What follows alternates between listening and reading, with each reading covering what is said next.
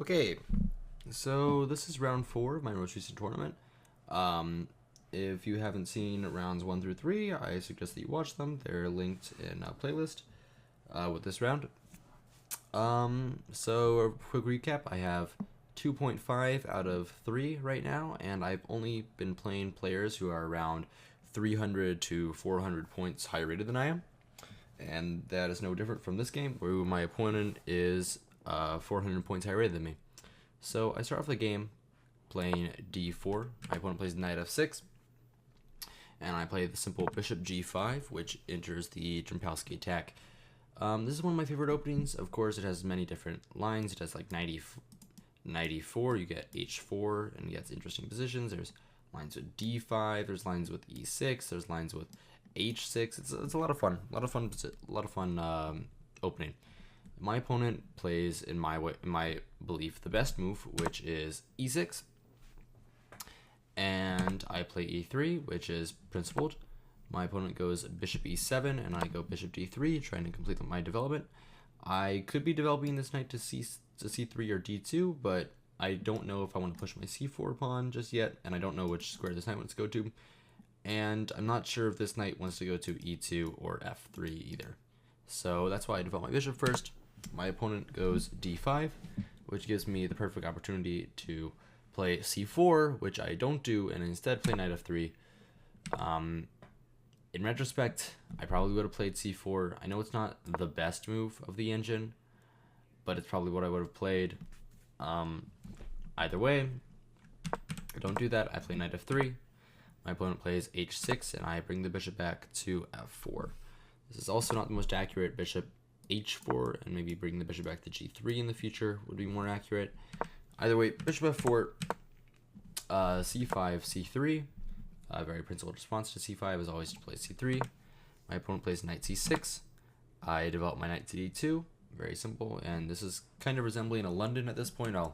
Actually pretty much resembling a London, but my opponent has h6 on the board, which could help or hurt him. My opponent castles. I also castle. Knight e5 here would be the better move, trying to attack my opponent immediately with maybe some queen f3, queen h3, and maybe some like h4, h5 type stuff. Either way, it's not the end of the world. I castle, bishop d6, bring my bishop back to g3. Pretty principled move. My opponent plays rook e8, which is not a good move. Normally, when they play rook e8, their main goal is to try and push e5. That's kind of what they're planning. So an easy way to stop that is just to put your knight here. And a lot of the time, even though it looks kind of flimsy because your opponent has two pieces, if opponent takes with the knight, for example, opponent takes like this, you get a simple fork and you're winning the game. If your opponent takes with a bishop, I mean, this doesn't look quite right.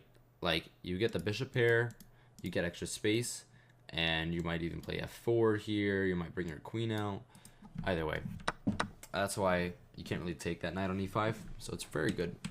My opponent plays queen c7, and I should be playing f4 here. That'd be pretty principled. It's a very strong advantage if I play f4. There's an idea here, knight c6, but instead, I do neither of those things. Instead, I go for a very simple way of defending my knight. I go knight f3 with knight df3, and this is wrong. This is wrong. I shouldn't be doing this. I should keep my queen alive. I should keep everything together. I should keep the e4 square under wraps, but instead I had to go for this, which is just stupid of me, and I should have played better.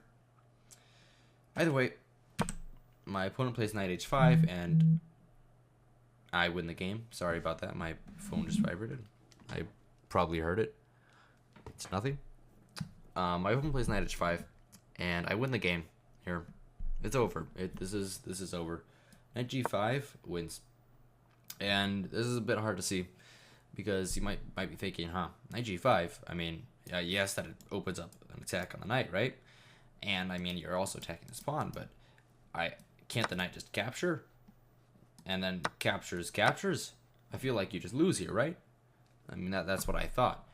But unbeknownst to me, with knight g3, it bishop h7 here, and if the king comes out here, you have fg, and it's over. If he takes, this is checkmate. This is just a checkmate, 1-0. And like he has to play some like what is the best move? Knight e5 is what the engine says. And then I have D, bishop E, and then like just rook, he takes f7, and I'm gonna win everything. It's over. And let's see. Even if he doesn't take, if he plays the best move, knight f6, boom, easy. This is lights out here. Like bishop e5, I mean, I win a pawn here, but it's much worse than that. I have the pressure on the queen with this pin, and his king is super weak. My queen can get over there immediately, and this is like resignable. This is very resignable. So also after takes, bishop h7, king here. Of course, you have this check, and your opponent has to sack the queen, and this would be the resulting position, which of course white is winning. I don't find that though. I just take.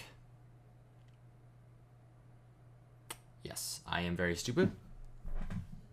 I miss the simple tactic. Yeah.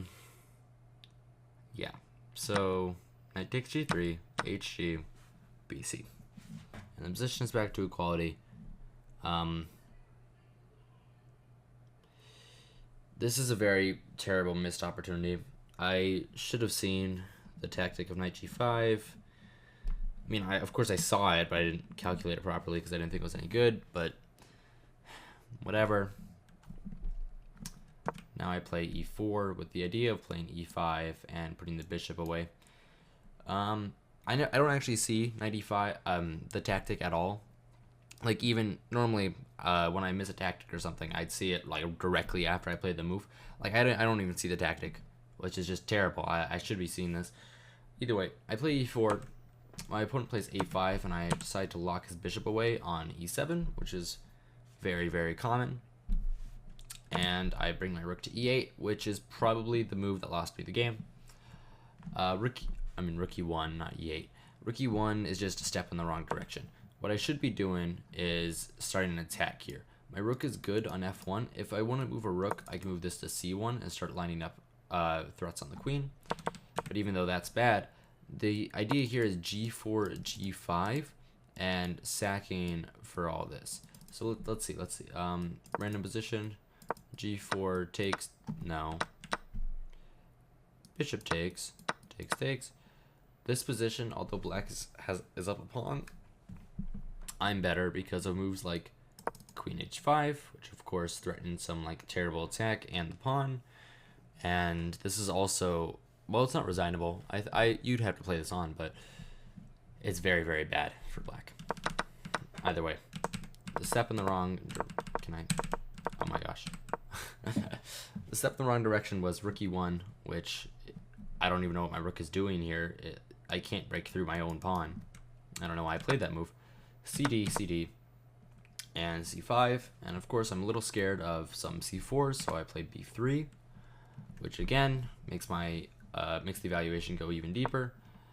Bishop a6, and here I should just be developing. I should just be bringing my rook here. Maybe I'll be down a pawn in some lines, but I mean, it's better than being lost. Instead I take on a6, which just helps him double up his rooks on this file. So after takes, rook c1, rook there. I don't want any tactics with bishop takes f2, so I just move my king to f1. My opponent doubles up all the way, bring my knight up here, and I'm willing to trade with the bishop. Takes. Everything's traded, and this is just a losing endgame because the queen and the rook get in, and there's a monster attack on my king, and my pawns suck. My king doesn't have any safety, so queen b5 check, and my opponent attacks a2, so I defend it. My opponent attacks a2 again. Oh my gosh, sorry, little spoilers, but we knew it was gonna happen. My opponent attacks a2 again, so I defend it. Rook d2. I bring my queen back to b6 because I don't know what else to do. I might as well give some checks, try to make a repetition of moves because I know this position is lost. He just takes on e5, which attacks my rook. so I have to move it. I overprotect f2 just in case. Queen c3, putting some pressure on the b3 pawn, and defending the pawn on a5, which, I mean, you can't really fault a man for doing this. I mean, it's already a winning position for black, so I mean, the mild inaccuracy that brings it from minus 3.5 to minus 3 is not that big of a deal. Queen d8, king h7, queen f8, because I need to do something, otherwise I'm just going to lose. King g7, I bring my queen back, defend the pawn, rook here, and I play f4, which is pretty much my last final trick. Of course, if takes, I win the game with that discovered attack. The discovered attack here.